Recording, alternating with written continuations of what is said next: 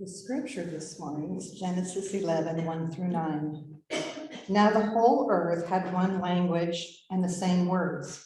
And as they migrated from the east, they came upon a plain in the land of Shinar and settled there. And they said to one another, "Come, let us make bricks and burn them thoroughly." And they had brick for stone and bitumen for mortar. Then they said, "Come, let us build ourselves a city and a tower with its tops in the heavens, and let us make a name for ourselves. Otherwise we shall be scattered abroad upon the face of the whole earth." The Lord came down to see the city and the tower, which mortals had built. And the Lord said, "Look, they are one people, and they have all one language, and this is only the beginning of what they will do. Nothing that they propose to do will now be impossible for them. Come, let us go down and confuse their language there, so that they will not understand one another's speech." So the Lord scattered them abroad from there over the face of all the earth, and they left off building the city. Therefore it was called Babel, because there the Lord confused the language of all the earth, and from there the Lord scattered them abroad over the face of all the earth.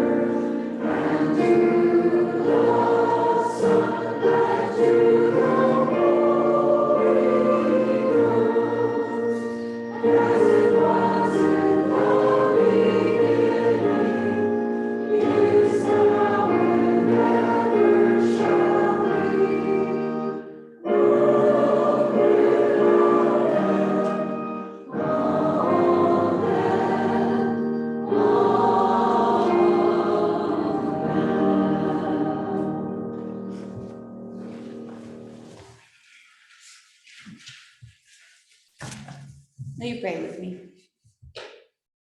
May the words of my lips and the meditations of each of our hearts be acceptable to you, O God, our strength and our Redeemer.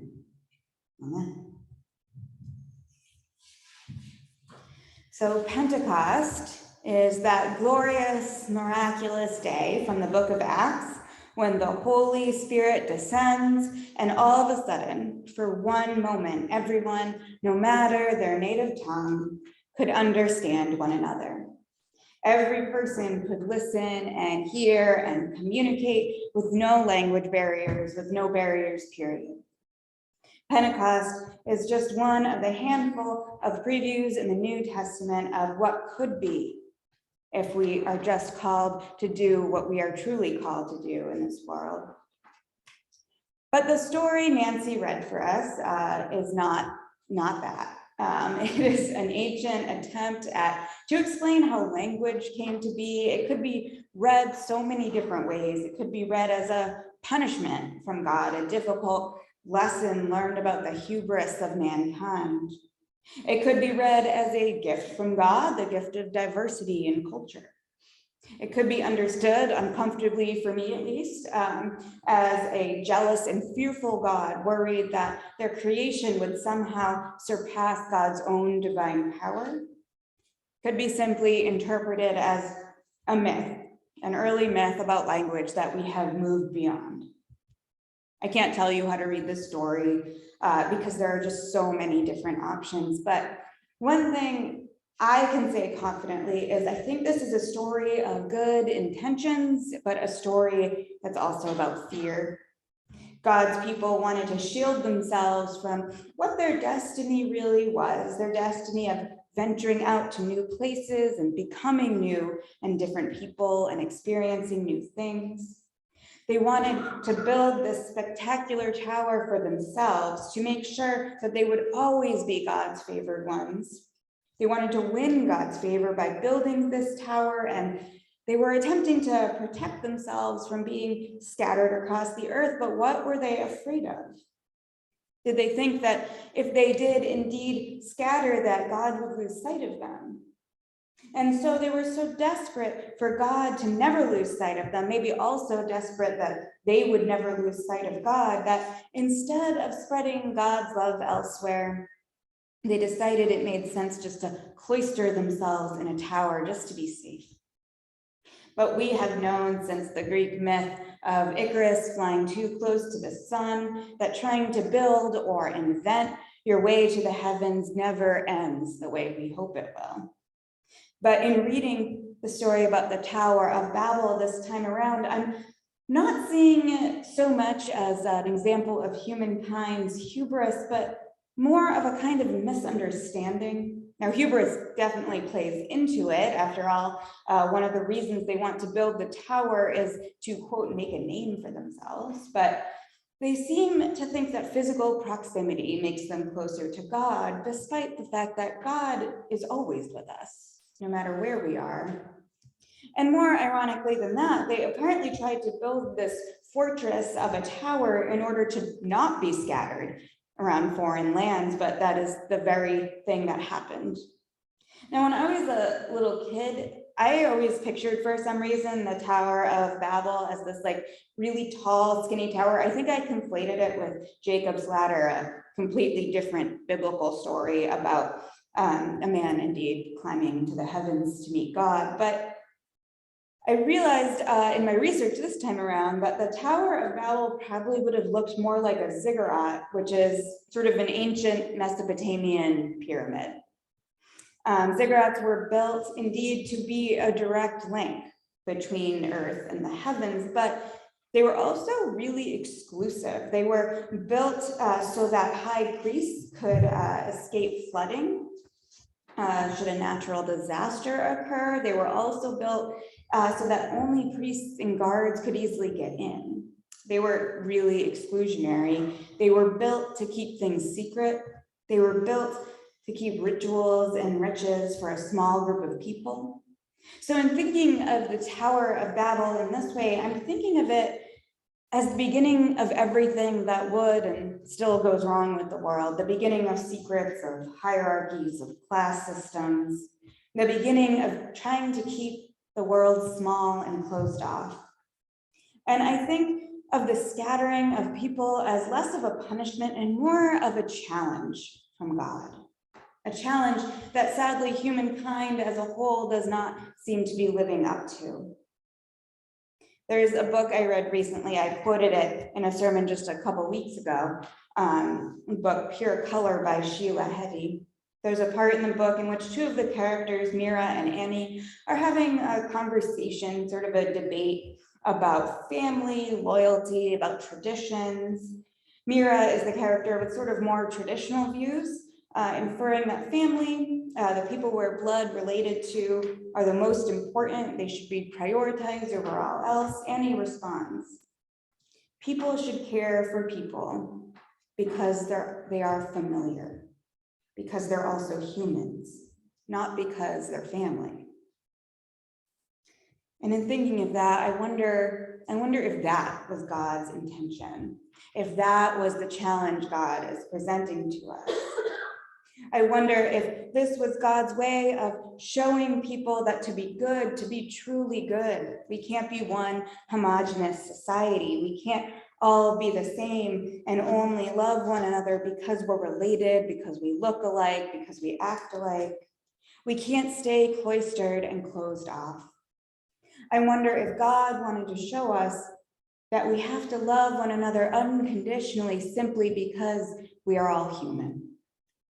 In the past few weeks, as gun violence debates continue endlessly with no actual action or changes in sight, one thing that many people in power seem to be doing is deflecting the blame and the cause of all this gun violence, those tired old lines about the decline of family values, declines in religious attendance, divorce rates, et cetera, et cetera. All this despite the fact that countries with much lower rates of religiosity don't seem to have the problem this country has. And I don't think it's an accident that many of these arguments are resurfacing as in a time when a lot of books, educational, informative, and life-giving books continue to be banned from schools and libraries, as during Pride Month, LGBTQ rights continue to be rolled back more and more. It seems that in this society, those who claim to promote traditional Christian family values are the ones who seem to be advocating for this closed-off, homogenous society that the God we are reading about this morning put a stop to. It seems they're advocating for a world in which everyone thinks the same, in which everyone is beholden to the same, often oppressive values. A world that is closed off to anything that seems even remotely unfamiliar. It's also interesting that during June, during this Pride Month, you might hear a lot about found or chosen family. Family that may not be related by blood, but they are family nonetheless. Family that had to be found or chosen because a family of origin didn't love the way God requires us to love one another. Family that had to be found or chosen because the family one was born into didn't provide them with the unconditional love that we all deserve.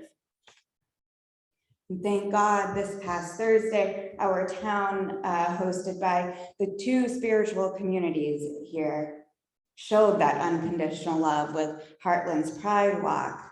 Let me tell you how beautiful it was to see these almost 80 people in this tiny town marching full of joy and love, and how beautiful it was to have such a warm welcome when we arrived here at this church with cheers and snacks and the extravagant welcome that you all do so well.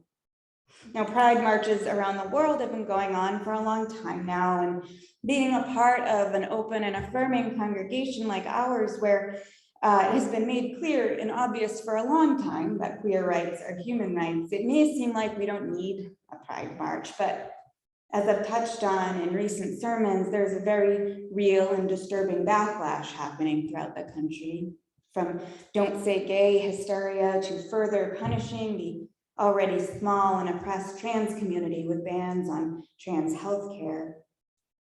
As people feel more free to become themselves, as people feel more free to come out of the closet to be who they truly are, the more the backlash seems to come. What are people so afraid of?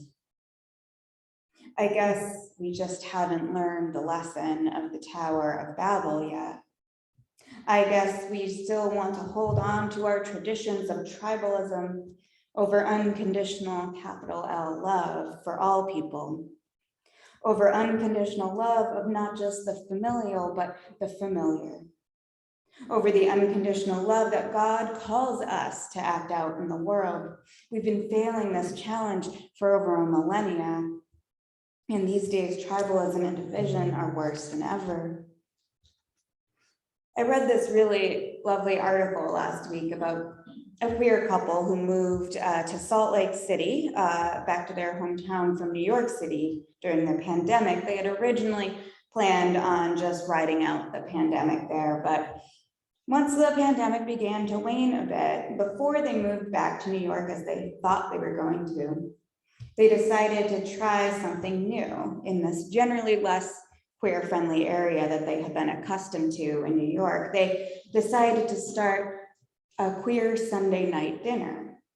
As the article writes, in Utah, where Sunday dinner is ingrained into the culture, no other day seemed as appropriate to Madden and Swain, to the creators of this.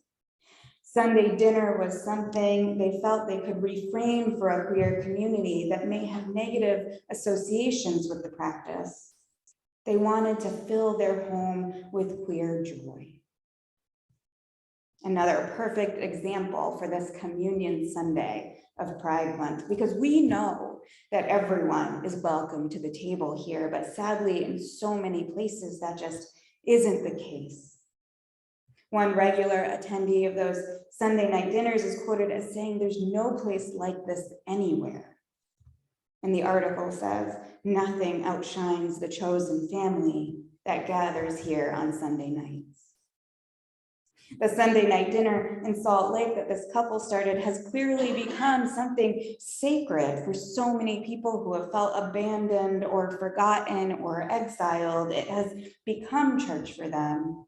And despite the fact that many of these attendees are people who have left or been excommunicated from their faith, these are the people who are meeting the challenge that God has given us. These are the people who are realizing that love is not just in the familial, but in the familiar, the familiarity of all humans who can come together, whether or not they are related by blood or race or religion or orientation. These people who have been betrayed by a belief system that professes to believe in love are the ones who are really showing what capital L love is all about. As is so often the case, it is the people who are oppressed, the people on the fringes, the people who have been told that they weren't living the right way, that these are the people who are exemplifying God's extravagant welcome in the world. The people, some of the loudest in power would try to call deviant or sinful, are the ones living up to the challenge of Babel that God has set. One of the founders of Sunday night dinners, Jade Swain, says of growing up queer and going to an anti-queer church, there was always this overhanging dread around my identity.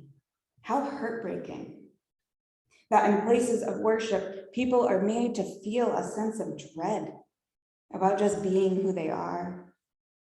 Swain says that now that they have left the church, they feel that they can truly be themselves. Church, I know we are open and affirming, and I know that sometimes we can take for granted how welcoming this community is, and I actually think there's something really beautiful about that it just feels so natural and obvious to us to welcome all unconditionally as God calls us to do, but the fact is that this is just not the case everywhere. And the fact is, Christian places of worship have a pretty bad track record when it comes to exemplifying queer love and joy. So yes, thank God that we are living up to the challenge that God has set for us, but let's continue to challenge ourselves. Let's continue to look for new ways to care for and love one another, new ways to show radical and extravagant welcome. Let's really listen to one another. Let's really hear one another. Let's demolish language barriers. Let's demolish barriers of all kinds. Let's continue to meet this challenge of Babel head on. Amen.